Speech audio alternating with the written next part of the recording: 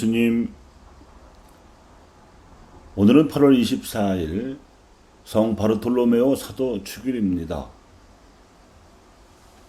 복음서에서 나타나엘로 알려진 그는 필리포의 인도로 예수님을 만났는데 단박에 그의 인간 됨됨이를 알아보신 예수님께서 보라, 저 사람이야말로 참으로 이스라엘 사람이다. 저 사람은 거짓이 없다고 칭찬하셨습니다. 그러자 동지들과 함께 수시로 무화과 나무 그늘 아래 모여서 이스라엘의 독립을 열망해 오던 바르톨로메오 역시 스승님은 하나님의 아드님이십니다.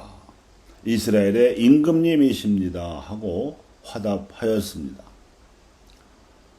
당신을 제대로 알아본 사람은 세례자 요한에 이어 이 바르톨로메오가 두 번째였던지라 예수님께서도 화끈하게 예언의 덕담을 내려주셨습니다.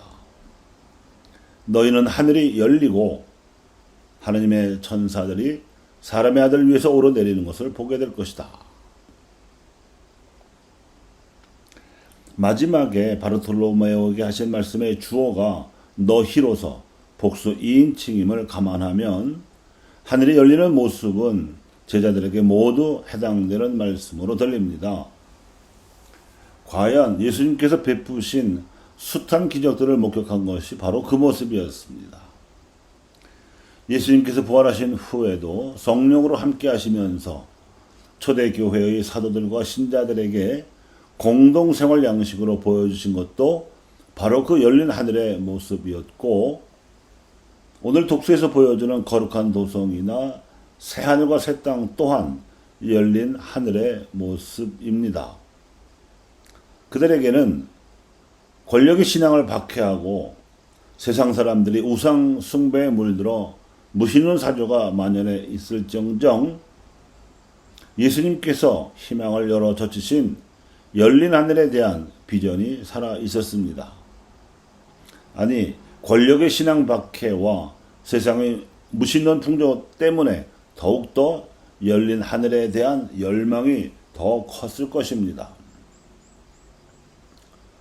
그러다가 고대와 중세 그리고 근세를 거치면서는 12세기에 프란치스코의 청빈운동이 반짝 일어났을 뿐 이 열린 하늘에 대한 기억도 잊혀지고 있었습니다.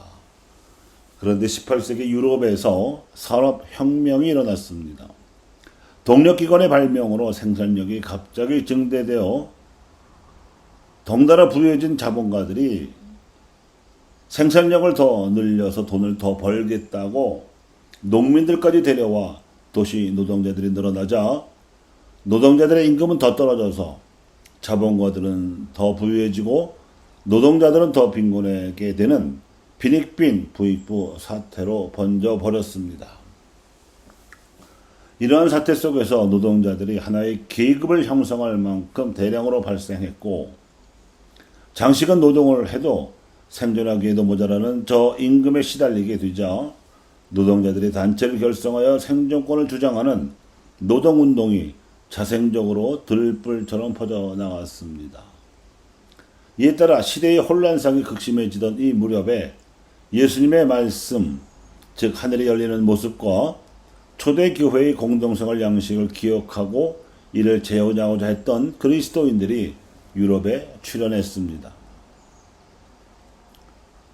제일 먼저 산업혁명이 일어나서 노동자들의 빈곤 문제가 심각했던 영국에서는 로버트 오웰이나 윌리엄 킹 같은 선구자들이 소비자 협동조합 운동을 전개했습니다. 산업혁명의 여파가 50여 년 늦게 밀려든 프랑스에서는 생시몽, 샤를드 프리에 같은 생산자 협동조합의 선구자들이 출현하였습니다. 영국과 프랑스에 비해서도 산업혁명의 전파 속도가 100년 정도 늦었던 독일에서는 고리대금의 폐해로 빈곤해진 도시와 농촌의 가난한 이들을 위해 신형협동조합 운동이 출현하게 되었는데, 도시 빈민들을 위해서는 슐체 딜리치, 농촌 빈민들을 위해서는 빌헬름 라이파이젠이 선구자였습니다. 이런 협동조합 운동 선구자들을 공상적 사회주의자라고 비웃으면서 칼 마르크스는 프리드리히 엥겔스와 함께 1848년에 공산당 선언을 필두로 유물론적 역사관과 계급투쟁론에 입각한 소위 과학적 사회주의 운동을 일으켰습니다. 무신론적 공산주의 운동이었지만 제도교회가 부자들 편에 서서 가난한 노동자들에게 관심을 보이지 않던 형편에서 노동자 신자들이 대거 교회를 이탈하여 이 공산주의 운동에 합류했습니다.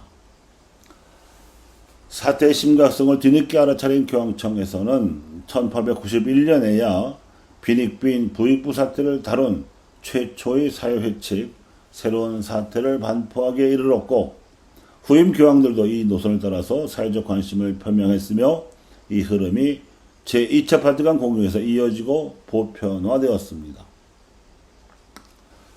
뒤늦었지만 확고해진 가톨릭 교회의 이 노선은 가난하고 고통받는 이들의 기쁨과 희망, 슬픔과 번뇌를 그리스도인들이 자신의 것으로 받아들여야 한다는 메시지로 구체화되었습니다. 예수님께서는 바르톨로메에게 열린 하늘에 대해서 말씀하시면서 내가 진실로 너희에게 말한다 하고 대단히 강조하여 말씀하셨습니다. 사목헌장은 이 말씀에 대한 응답입니다. 이는 초대교회의 사도들과 신자들이 실현한 공동생활 양식의 새로운 모델을 발견해냄으로써 예수님께서 열어젖히신 하늘을 종교적으로나 사회적으로 계승하기 위한 실사구시적 실천을 요청하는 것입니다. 우리도 진실로 예수님께서 하시는 말씀을 잘 알아들어야 하겠습니다.